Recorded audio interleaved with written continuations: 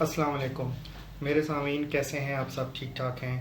آج کی میری ویڈیو ہے، کچھ احادیث ہیں جو کہ میں آپ کے ساتھ شیئر کرنا چاہوں گا، اور ان احادیث کو بڑی ہی ڈھونڈ کے اور تصدیق کر کے مختلف جگہوں سے میں آپ کے ساتھ شیئر کر رہا ہوں، اور امید رکھتا ہوں کہ آپ کو اور میرے لیے یہ تمام احادیث سننے کی اور اس میں عمل کرنے کی توفیق عطا فرمائے، اور ہمیں اسلام کی صحیح معنوں میں اس کی پہچان کا اندازہ ہو۔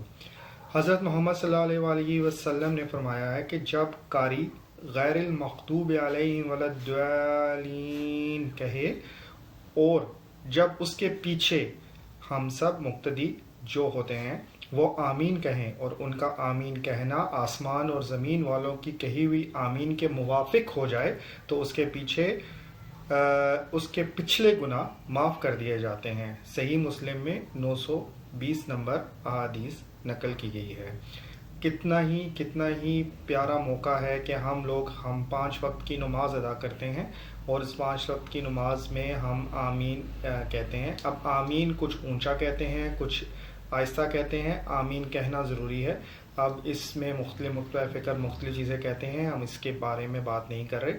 آمین کہنا ضروری ہے، اور آمین کہنے کے اتنے بڑے فوائد ہیں، اتنے زیادہ فوائد ہیں، اور ہم سب کو اس کو سوچ کر، اس کو کہ حضور صلی اللہ علیہ وآلہ وسلم نے فرمایا ہے، یہ کہتے ہوئے، یہ سوچ لاتے ہوئے اگر ہم یہ کام کریں گے تو یقیناً اس کا اجر و ثواب ہمارے لیے بہت زیادہ ہو جائے گا۔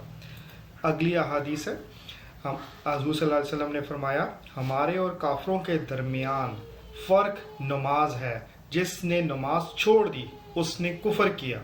اب دیکھیں کتنا بڑا اجر بھی ہے نماز پڑھنا، اور کتنا زیادہ گناہ بھی ہے نماز پڑھنا، کہ اگر ہم نماز نہیں پڑھیں گے تو ہم کفر کے درجے میں آ جاتے ہیں، ہم منافقین کے درجے میں آ جائیں گے، ہم ان لوگوں کے ساتھ شامل ہو جائیں گے جو کفر کرنے والے ہیں۔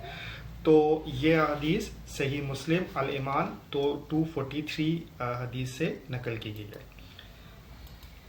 نیکسٹ حدیث ہے، حضور صلی اللہ علیہ وسلم نے فرمایا کہ ساری امت جنت میں جائے گی سوائے اس کے جو انکار کرے گا۔ صحابہ رضی اللہ عنہ نے فرمایا، یا رسول اللہ صلی اللہ علیہ وسلم، انکار کون کرے گا؟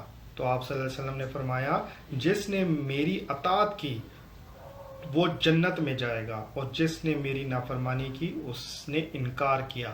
تو آپ یہ خود اندازہ لگا لیجئے کہ ہم حضور صلی اللہ علیہ وآلہ وسلم کے کن احکامات کی نافرمانی کر رہے ہیں، ہم کون سے احکامات ہیں جن کی ہم نافرمانی کر کے حضور صلی اللہ علیہ وسلم کو ناراض کر رہے ہیں۔ تو ہم سب کو چاہیے کہ اس احادیث کی روشنی میں ہم سب اس بات کا خیال رکھیں کہ کون سی چیزیں ہیں جو ہماری نافرمانی، ہم خود انالیسس کریں گے تو انشاءاللہ تعالی اللہ تعالی ہماری اس میں رہنمائی فرمائیں گے، اور ہمیں بہترین اور صحیح راستہ اختیار کرنے کا موقع دیں گے۔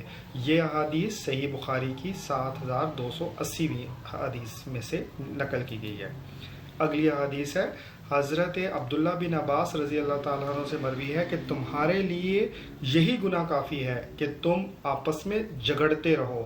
اب آپ دیکھیے کہ یہ کتنا بڑا گناہ ہے، کتنا بڑا ہی گناہ ہے، اور یہ سن ترمذی 1994 احادیث ہے، وہاں سے نقل کی گئی ہے۔ اب دیکھیے آج کل کے ہمارے روٹین میں ہم ہر ایک بندہ دوسرے بندے سے جھگڑ رہا ہے، ہر مسلمان بھائی دوسرے مسلمان بھائی سے جھگڑ رہا ہے، کچھ سیاست کے ایشو پر، کوئی مذہب کے ایشو پر، کوئی فیملی ایشو پر، ہر چیز کے اوپر ہم ایک دوسرے کے ساتھ لڑائی جھگڑا کر رہے ہیں۔ تو ہمیں یہ سوچنا چاہیے کہ یہ جھگڑنا، یہ ناراضگی، یہ ساری چیزیں اللہ تعالیٰ کے ہاں بہت بڑا گناہ ہے۔ تو حضور صلی اللہ علیہ وسلم نے فرما دیا، اس کا مطلب ہے کہ یہ مصدق کا عمل ہو گیا کہ جی کہ اگر ہم جھگڑیں گے تو ہمارے لیے یہ گناہ ہے۔ اگلی حدیث ہے جی، حضور صلی اللہ علیہ وسلم نے فرمایا کہ بے شک قیامت کے دن درجہ اور مرتبے کے لحاظ سے سب سے برا آدمی کون ہوگا؟ سب سے برا آدمی وہ ہوگا کہ جس کے شر سے بچنے کے لیے لوگ اس سے کنارہ کشی کر لیں۔ اللہ اکبر، اللہ اکبر، کہ ہم آپس میں دیکھیں کہ ہمارے منہ، ہماری زبان، ہماری چیزوں سے اگر کوئی بندہ ہم سے دور رہنا شروع ہو گیا ہے، ہماری عادات کی وجہ سے، ہماری کسی بھی چیز کی وجہ سے ہم سے دور رہنا شروع ہو گیا ہے، تو اس کا مطلب کیا ہوا کہ ہم قیامت میں بہت ہی نچلے درجے میں برے آدمی شامل ہوں گے. تو اس بات کو بھی ہمیں انالیسس کرنا ہے, ہمیں اس بات کو بھی اپنے بارے میں سوچنا ہے. اور یہ صحیح بخاری 5658 اور صحیح مسلم دونوں میں نقل کیا گیا ہے. تو ہمیں امید کرتے ہیں, ہمیں اور آپ ہم دونوں امید کریں گے کہ انشاءاللہ تعالی ہم اس چیز سے بچنے کی ہمیں اللہ تعالی ہماری مدد فرمائے. نیکسٹ حدیث ہے جی. حضور صلی اللہ علیہ وسلم نے فرمایا, کیا میں تمہارے جہنمی لوگوں کے بارے میں نہ بتاؤں, کیا میں تمہیں جہنمی لوگوں کے بارے میں نہ بتاؤں. تو صحابہ رضی اللہ عنہ نے یقیناً عرض کیا ہوگا کہ ہر سخت مزاج, بد اخلاق اور تکبر کرنے والا جہنمی ہوگا. اللہ اکبر, اللہ اکبر. کتنا ہی ہے کہ جی کہ ہمیں یہ سوچنا ہے کہ ہمارے اندر کہیں سختی تو نہیں آ گئی, ہمارے اندر کوئی بد اخلاقی تو نہیں آ گئی, ہمارے اندر کوئی تکبر تو نہیں آ گیا. ہمیں ان سب چیزوں کے بارے میں اپنے بارے میں اصلاح کرنی ہے, اور اصلاح کے بارے میں ہمارے اوپر ہم نے اپنا خود انالیسس کرنا ہے. اور یہ صحیح بخاری کی 6071ویں احادیث ہے, وہاں سے یہ چیز نقل کی گئی ہے. میں امید کرتا ہوں کہ یہ کچھ احادیث ہیں جس میں میں آپ کی رہنمائی کر سکا ہوں, کرنے کی کوشش کی ہے, اور امید کرتا ہوں کہ میں اس میں کامیاب ہوں گا.